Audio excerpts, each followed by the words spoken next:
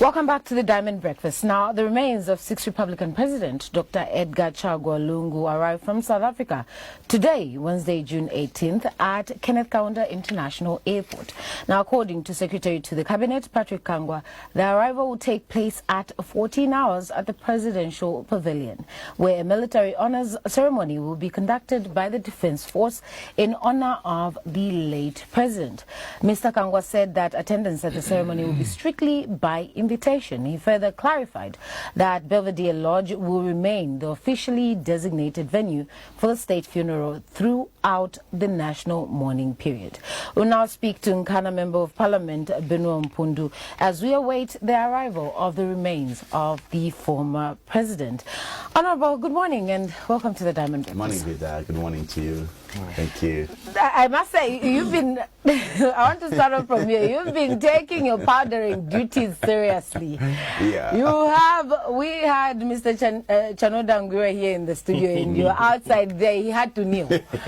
Somebody was close to kneeling, was the Deputy Speaker of the National Assembly just yesterday. Oh my, oh my.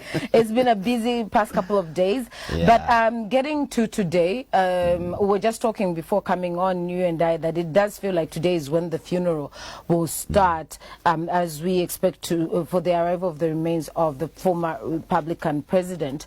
Let's start from there and just getting what your feeling is that finally this day is here and his remains are being repatriated. Well, first of all, Vida, you wish to know that what you referred to, the issue of powder, is very significant, you know, in a period like this. You know, when our hearts are broken, you know, when we are filled with so much grief, there's need for us to have something that perhaps keeps us at ease.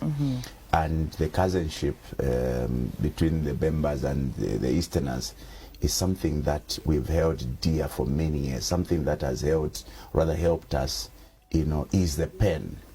And it should never be trivialized. It should be cherished for many years. I remember, was it last year or some other year, when the Inspector General of Police was warning that there will be repercussion for anyone who does. You can't do that. Can't.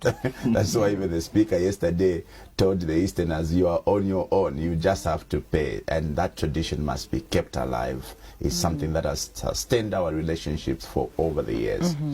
Now, the death of ECL seemed like a dream until today. Today is when, you know, reality is striking, because I've listened to a lot of people who have been saying, could this be a script? You know, is he really dead? Because you know of the confusion that ensued after his death. Many have been thinking maybe this is just a script, okay? But when the body arrives, this is when reality will strike that we've actually lost him. So it's a very sad day, a very emotional day.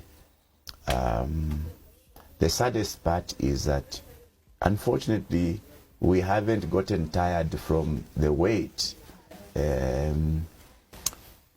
The decision by government to restrict, you know, the attendance is quite unfortunate, you know, if you ask me, Vida. One would want to suggest that there will be an opportunity for the people to go and see the body at Mulungushi. These are two different events. Receiving the remains or coming him back, you know, even in his death, is different from going to actually view the body, which obviously not everybody will have a chance to, knowing how many people would want to go and pay the last respect. So the significance of people going to the airport to receive the remains cannot be underplayed by way of playing the cheap politics of you can only go there by invitation. It's unfortunate that we've gotten ourselves into that situation, which is why we've always said the state has mismanaged this thing. The state has mismanaged the funeral procession of the late president. Yes, there is the state is mandated by the law to bury the former head of state. but it doesn't place a restriction on them that you must keep people away. This is a people's leader, okay? This is a leader they'll never see after Monday. You cannot deny them an opportunity to receive him. And unfortunately, they are receiving him not as a live person, but as a dead one. It's very unfortunate, Vida. I was heartbroken when I saw that, statement, and I'm saying to myself, I thought that people have learned from the prolonged, impasse. I thought that people could start acting right. Now, even with this announcement that it's by invite, the receiver of his remains now, with us knowing that this is the reality, how would you advise those that want to receive him to do so? What's the best way for those that really want to welcome him back home, even if he's returned not in a way that he left home? What, in your words, would be the best way? I think everybody must go and receive him. I think that everybody must go and receive him. If government doesn't want people to go by the pavilion, well, let them do so. But people can go and line up all the way from the airport. I think it's the best, and the most befitting welcome to, a man we've loved over the years, is to line up the streets. And look, I don't even understand why people would want to play these cheap games in the name of that airport, because I've read some comments that the airport is restricted. Airports have got people that would guide where you can be at any particular time. But I want to still insist to keep people at bay, to keep them away, to stop them from going to receive their leader in, the remains of their leader is extremely unfortunate. But I think that people must go to the airport today, and they must go in good numbers. If we will be stopped from going into the pavilion, we are going to line up in the streets all the way from the airport. I think that is the best way we can, receive our late leader. Speaking of whether or not people will be stopped from this, we understand that there's a clear guidelines as to how this funeral will occur, from the conditions that the government has put in place, from the conditions that the family has put in place. It seems at this point there's a bit of an upper hand with the family, air quoting, calling the shots with this. And the question really is on the side of government. Do you feel government will uphold the set conditions that have been placed by the family in this couple of days that we have left? I think that the government may misbehave at some point. I don't think that this government is capable of sticking to what has been agreed. Already, even if it has been disputed, there was some program that was circulating on social media, which programs was first posted on the UPND platforms, starting from the famous Koswe. Guys, if something is posted on Koswe, you know what it represents. It represents the actual leadership of the UPND. It actually represents State House. Because between you and me, we know who runs Koswe by now. If we didn't know, the state would have actually moved into and remove the veil of who runs Koswe. So when Koswe posts something, we know where it's coming from. I know that Secretary to Cabinet has trivialized that or tried to play politics by saying it is not an official program, obviously because of the reaction from the public. But from that program, you can see that already there are signs that the government could misbehave and actually walk away from what has been agreed. But we will live to see what will happen. It will be very unfortunate for government to back off from what has been agreed. I hope they don't do that, because you see this long wait has been very, it doesn't start very well with the people. And we cannot again continue to, subject our people to more of such drama. I hope that government behaves well on this one. Many just hoping for the continued peace and unity, as has been preached right from the announcement of the demise of the former Republican president. But even in the next few days, when the public now will be allowed, according to the program, Thursday, Friday and Saturday, the public will be allowed to just, have the body viewing and pay the last respects to the former Republican president. Again, I'll refer to a conversation we had before we came on. You had been speaking to the importance of him having been taken around to some of these different parts of the country so people can say the final bye. So do you feel that the 3 days given at the Mulungushi for people to travel, if they want to travel and come and say, do you still feel that that isn't enough time for people to make their travels and come say their final goodbyes? Vida, President Lungu presided over a country whose population is around 20 million. I want to think that there are over, or rather there are millions of Zambians who loved his way of leadership. It has been very evident now because, our situation as a people is that we don't appreciate something while we still with that until it's taken away. And we clearly have seen how much the Zambian people loved ECL. You can see how many songs, unprecedented number of songs that have been produced in honor of the late. And so the best would have been, as the family wished, that we allow the people in different parts of the country to go and pay their last respect, because you cannot suggest that everybody has to travel to Lusaka to come and pay their last respect. And it's very sad for people to want to suggest that people will follow or pay their last respect on TV, as the Secretary to Cabinet is suggesting. You will follow the proceedings on TV as if this is a soccer match. This is the Zambian people's opportunity to bid farewell, to give a man they loved, a man who served them diligently, a befitting send-off, okay? The best would have been, let's take him out to the countryside so that people can have a chance to look at his body for the last time. This is not the first time we'll have had to do that. It was done when Keke died. He was flown all over. People had a chance, because you see, when you look at the president, he's not an ordinary human being. This is, a leader of the nation.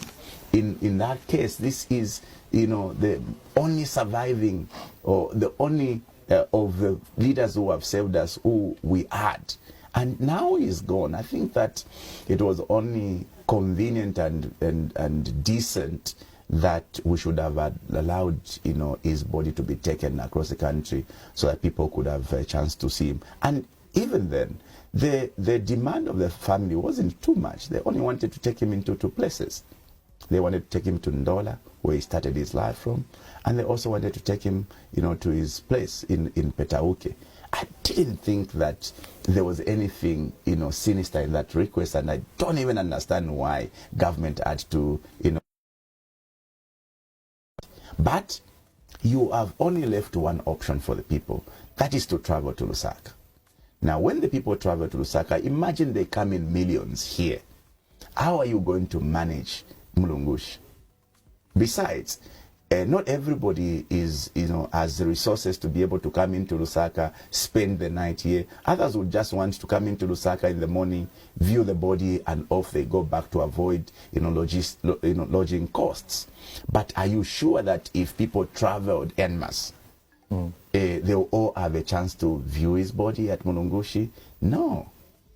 Which is why those who can should have been allowed to go and at least be able to look at the body passing, from the airport or being received and, off to, the resting place. Now, finally, let's speak into just his impact on politics and just the vacuum that has now been left by the former Republican president. In your description, I know this is somebody you got to know as well. Just describe to us the type of leader that this country has lost now as we get to wind down. So you must know that I have a personal relationship with the late president. He gave me an opportunity as a young man to get into leadership, something that has been quite a challenge in Zambia. Young people have never been given a chance to sit on the table of decision making. I and many of my fellow young people got a chance under the leadership of President Lungu. In fact, I like to say that President Lungu lived by his commitment to ensure that he builds a new set of leadership. I got lucky. I was, elevated to provincial secretary for the PF on the Copperbelt province, and subsequently I was appointed as district commissioner not for a small city, but for a great city of Kitwe. Now that's unprecedented for a young person at my age to have presided over a big city of Kitwe. But that is a man who saw an opportunity in young people and gave them an opportunity to serve. And so the legacy of President Lungu will live on for many years. He's a man, a real definition of what humility, demands. Despite him being, in that position, he was such a humble man. I think not by, pretense, by the very description of what humility is. You saw his famous joggings and how he interacted with the citizenry. You saw how carefree he was, his dance moves, his laughter. He was everything, but more the agenda of development that he championed for this country. We can't take anything away from him. Even when people rejected him, I think that millions now are, regretting having booted him out of power, because from the time he left, we have seen very less in terms of championing real-time development and not rhetoric development, real-time development that saw the country get, massive infrastructure. You guys in Lusaka were the biggest beneficiaries, of that infrastructure drive. I think everywhere you drive in Lusaka, you see a tarred road in places that nobody thought would have a tarred road. Now that will constantly remind you that we are the man that was committed to, bridging the gap in terms of infrastructure development. I think that, ECL will go down in memory as a man who championed so many things that many people thought were not possible. For instance, he picked a female vice president first. Demonstrated that it is possible to bring closer the women to the highest level of power as a vice president. And so I think that ECL will live on in our memories as a man that really represented true leadership. Human in all aspect, humble in all aspect. He had so much love in his heart. He was a cheerful giver. Those of us who were very close to him, we can remember him for being a very cheerful giver. I served as DC in Kitwe. We always knew when it comes to Kitwe that Panomba, we are all going to the banks smiling. So it represents much more. His love for God, I think, was very much demonstrated. The commitment was so, clear. So it's a huge loss for the country, but also an opportunity for us to learn. And also, as a people, we are now reminded to always be careful as we make these decisions about choosing a leader.